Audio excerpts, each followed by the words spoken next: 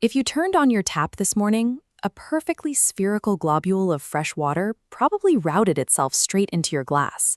You drank it without a second thought.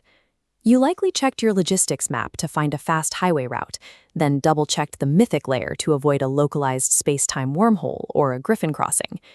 You might have tapped a public Orpheus terminal, one of the living cybernetic brains stationed on street corners, for a little life advice before grabbing coffee.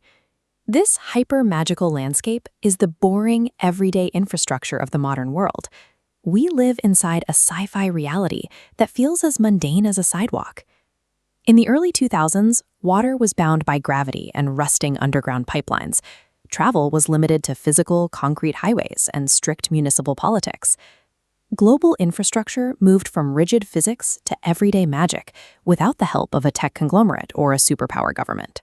The shift began with Jason Robert Bell, an outsider artist who treated consensus reality as a typographical error. Bell approached the world as a collective illusion. He decided that if the rules of reality were merely a shared story, he could simply rewrite the script.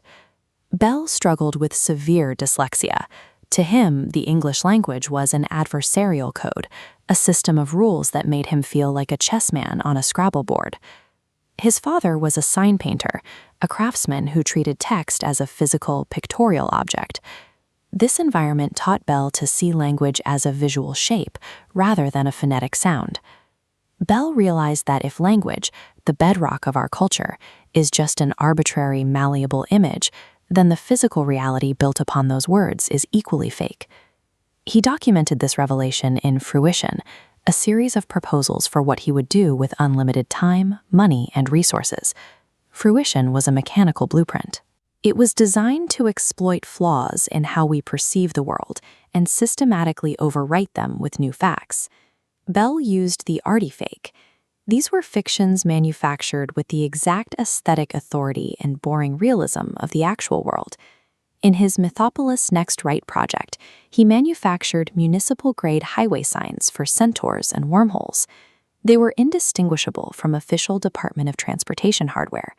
He distributed alternate reality mythic maps into gas stations through reverse shoplifting, secretly placing his fakes on the racks for drivers to find.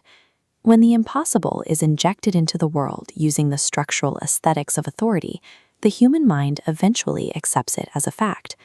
The project scaled from street signs to global environment manipulation through hydrokinesis, the science of using electrical currents to establish self-propelling paths for water. Bell proved the concept by using electrically heated shears to sever a stream of tap water, forming it into a self-sustaining, spinning loop. He proposed scaling this to 40-foot floating globes of water stationed over landmarks like the Pyramids of Giza. These spheres would move at 5,000 miles an hour to provide instant drought relief. He then introduced a fictional catalyst called gralium. Gralium is a hypothesized element that allows the human imagination to manifest in the physical world. By theorizing that gralium could grow cybernetic supercomputer brains, Bell provided the framework for the public oracles we use today. The relentless, deadpan execution of these proposals worked. People stopped questioning the math and simply started using the services, replacing old engineering with mythic infrastructure. Back in the present, those floating water spheres and Orpheus terminals represent a total artistic capture of physics. Bell's work forced an evolution in how we interact with the physical world.